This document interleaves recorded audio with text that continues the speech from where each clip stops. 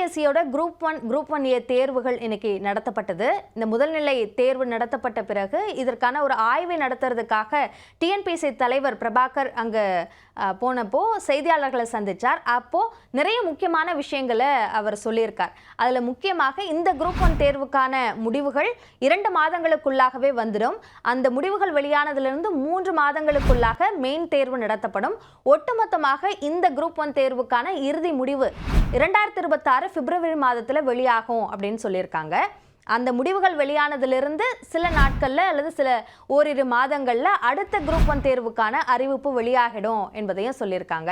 So இந்த டிஎன்பிஎஸ்சியினுடைய நோக்கத்தில் ஒன்றாக ஒவ்வொரு தேர்வும் குரூப் 1, குரூப் 2, குரூப் 4 இந்த முக்கியமான தேர்வுகளும் ஒவ்வொரு ஆண்டும் நடத்தப்படணும் என்பதை நோக்கி அதற்கான நடவடிக்கைகள் எடுக்கப்பட்டு இருக்கு அப்படின்ற ஒரு முக்கியமான விஷயத்த சொல்லியிருக்காங்க. அதுலேயும் ரொம்ப முக்கியமாக நிறைய தேர்வுகள் ஒருங்கிணைக்கப்பட்டிருக்கு. நம்ம ஏற்கனவே கம்பைன்டு டெக்னிக்கல் சர்வீசஸ் எக்ஸாமினேஷன்ஸ் அப்படின்றது வந்து இன்டர்வியூ போஸ்ட், நான் இன்டர்வியூ போஸ்ட், அப்புறம் டிப்ளமா லெவல் அப்படின்னு வெவ்வேறு வகையில் நடத்துகிறாங்க.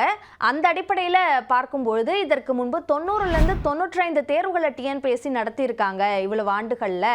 ஆனால் இப்போ வெறும் 7 தேர்வுகள் தான் நடத்தப்படுது. இந்த மாதிரி சிலபஸ் அதே மாதிரி நிறைய தேர்வுகள் வெவ்வேறு போஸ்ட் ஒருங்கிணைக்கப்பட்டதுனால 7 தேர்வுகள் தான் டிஎன்பிஎஸ்சியால் இப்போ நடத்தப்படுது. ஸோ அதை விரைவுபடுத்துறதுக்கும் முறையாக நடத்துறதுக்கான முயற்சிகள் எடுத்துட்டு இருக்கோம் அப்படின்றதையும் சொல்லியிருக்காங்க. அதில் இன்னொரு முக்கியமான விஷயம், இந்த ஆண்டிற்குள்ள 12,231 பணியிடங்கள் நிரப்பப்படும் இதற்கு பிறகு இந்த ஆண்டிற்குள்ளாக அப்படின்றதையும் சொல்லியிருக்காங்க. இன்னொரு முக்கியமான கன்சர்ன் தேர்வர்கள் எல்லாருமே கேட்குற ஒரு விஷயம், தேர்வுகளில் பணியிடங்கள் அதிகமாக இருக்கணும் அப்படின்ற கோரிக்கை தேர்வர்கள் முன்வைக்கிறாங்க.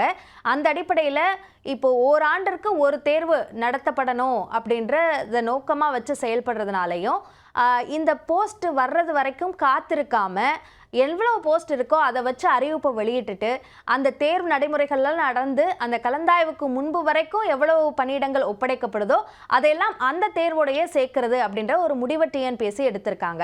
ஸோ அந்த அடிப்படையில் அறிவிப்பு வெளியாகும் போது இருக்கிற போஸ்ட்டை விட அது கலந்தாய்வு அட்டன் பண்ணும்போது இன்னும் கூடுதலாக இடங்கள் அதிகரிக்கிறதுக்கு வாய்ப்பு இருக்கு என்பதற்கான ஒரு உறுதிப்பாட்டையும் டிஎன்பிஎஸ்சி தலைவர் இந்த செய்தியாளர் சந்திப்பில் கொடுத்திருக்காரு அப்படின்றது ஒரு மகிழ்ச்சியான செய்தியாகவும் நம்ம பார்க்கலாம்.